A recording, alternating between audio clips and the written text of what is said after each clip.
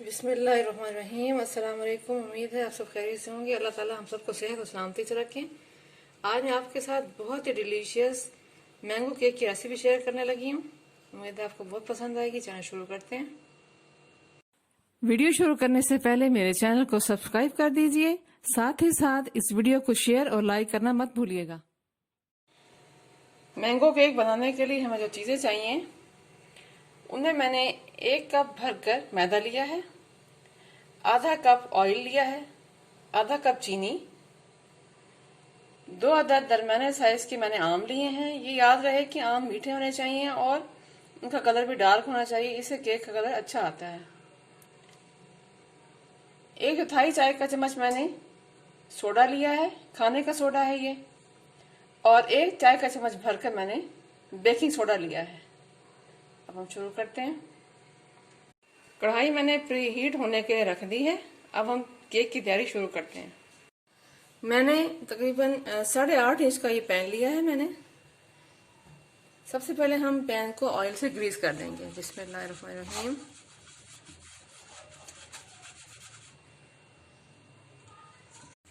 आप किसी भी चीज़ में केक को बेक कर सकते हैं, उसके लिए पैन होना ज़रूरी नहीं है। आपके पास कोई पतीली है, कोई परात है, अब हम इस पर ये पेपर रख देंगे। आप बटर पेपर और कोई भी पेपर यूज़ कर सकते हैं।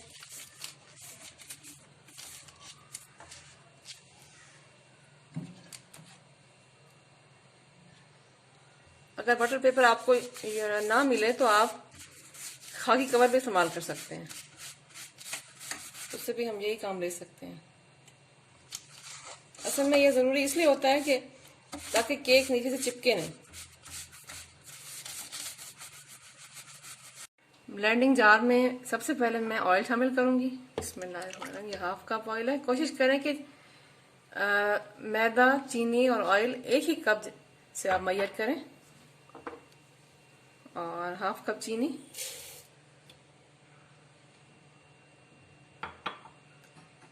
और ये 2 जो आम मैंने काट कर रखे हुए थे ये डालेंगे।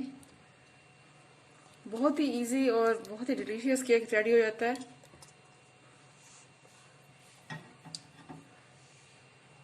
इसको अब हम 1 मिनट के लिए ब्लेंड करते हैं। बैटर ब्लेंड हो चुका है। अब हम इस सारे बैटर को एक बाउल में निकाल लेते हैं। बिस्मिल्लाहिर्रहमानिर्रहीम। इस तरह हम सारा बैटर एक बाउल में निकाल लेते हैं। अब हम इसके ऊपर एक छन्नी रख देंगे। बिस्मिल्लाहिर्रहमानिर्रहीम। उसमें 1 कप मैदा डाल देंगे और इसके साथ ही बेकिंग सोडा और बेकिंग पाउडर डाल देंगे। बेकिंग सोडा और बेकिंग पाउडर दोनों बिल्कुल अलग अलग चीज़ें हैं। बेकिंग में ज़्यादातर बेकिंग पाउडर इस्तेमाल होता है। इस तरह ये बिल्कुल हम बगैर अंडों के बना रहे हैं केक। इंशाल्लाह ये बहुत ही परफेक्ट बनेगा और अच्छे तरीके से हम इसको मिक्स कर लेते हैं। बेकिंग करते हुए बस इस बात का ध्यान रखें कि कोई भी चीज़ ठंडी ना हो, हर चीज़ रूम टेम्परेचर पे हो, और इसको फोल्ड करते हुए क्लॉकवाइज एक ही साइड पे घुमाते हैं इस तरह। अगर हम इसको मुख्तलिफ राउंड में घुमाना शुरू कर देंगे तो केक सही तरह फूलेगा नहीं। इस तरीके से इसको अच्छी तरह हम मिक्स कर लेते हैं।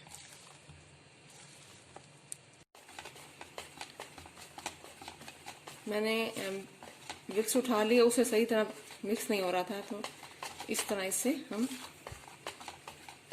हैंड बीटर से बीट कर लेते हैं।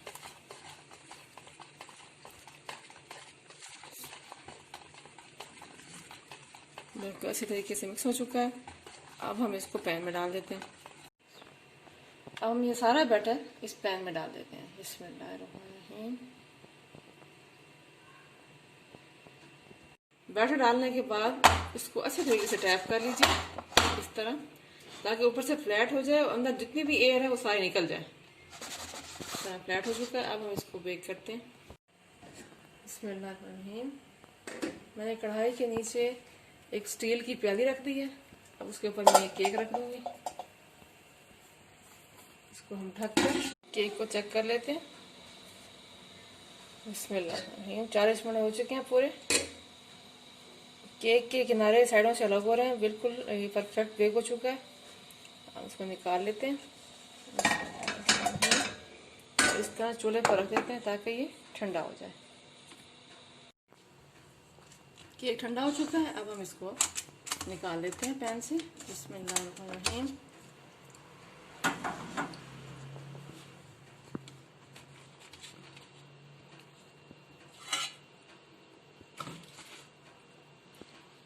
माशाल्लाह, आप भी ट्राई कीजिएगा।